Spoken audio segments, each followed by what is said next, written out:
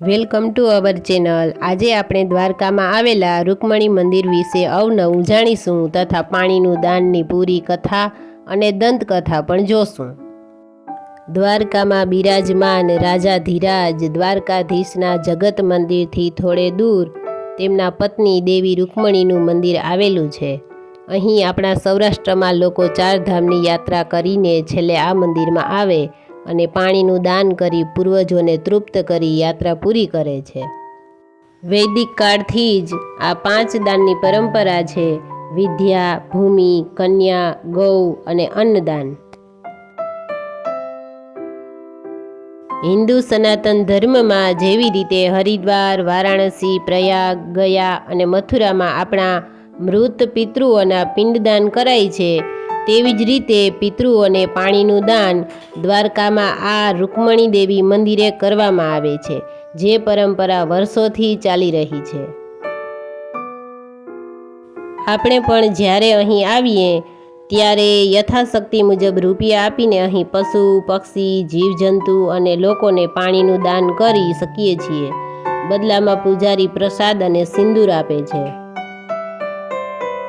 આ મંદિરની એક દંતકથા એવી છે કે જેમાં દેવી રૂકમણી અને પતિ શ્રી કૃષ્ણ એક વખત ઋષિ દુર્વાસાને ભોજન કરાવવા માટે રથમાં બેસાડીને લઈ જતા હતા। રસ્તામાં પત્ની રૂકમણીને તરસ લાગી તો શ્રી કૃષ્ણએ પોતાનો અંગૂઠો જમીનમાં ઘોંપીને ગંગા નદીનો જાપ કર્યો અને રૂકમણી દેવીએ ત્યાં નીકળેલ પાણીથી પોતાની તરસ બુજાવી, પરંતુ ઋષિ દુર્વાસાએ પોતે પાણી ન માંગતા તેને ન આપ્યું। તેથી ઋષિ દુર્વાસાને પોતાને અપમાન લાગતા રૂકમણીને શ્રાપ આપ્યો કે તે પોતાના પતિથી અલગ થઈ જશે।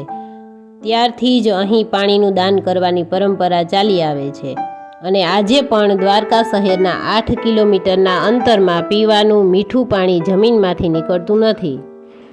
આ મંદિરના પવિત્ર ગર્ભગૃહમાં દેવી રૂકમણીની સંગમરમરથી બનેલી સ્થાપત્ય છે, જેના 4 હાથમાં શંખ, ચક્ર, ગદા અને કમળ છે અને ગર્ભગૃહની બહારની દિવાલો પર શાનદાર દેવી દેવતાઓની નક્કાશી અને નાગર શૈલીની વાસ્તુકલાથી પૌરાણિક કથાઓની વિભિન્ન દ્રશ્યોની મૂર્તિઓથી ખૂબસૂરતીથી સજાવેલ આ મંદિર છે।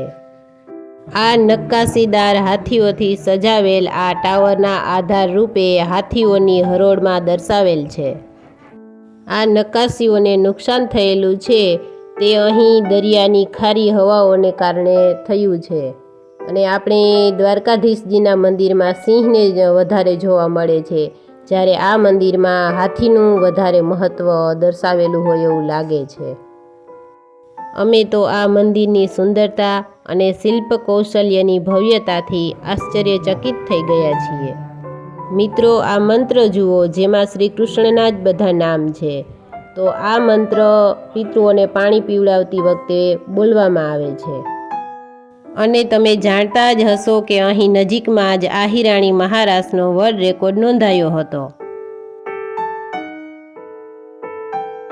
તો મિત્રો, આ વિડીયોથી તમને જો કાંઈ નવું જાણવા મળ્યું હોય તો આ વિડીયોને લાઈક, સબસ્ક્રાઈબ અને તમારા મિત્રોને શેર જરૂરથી કરજો।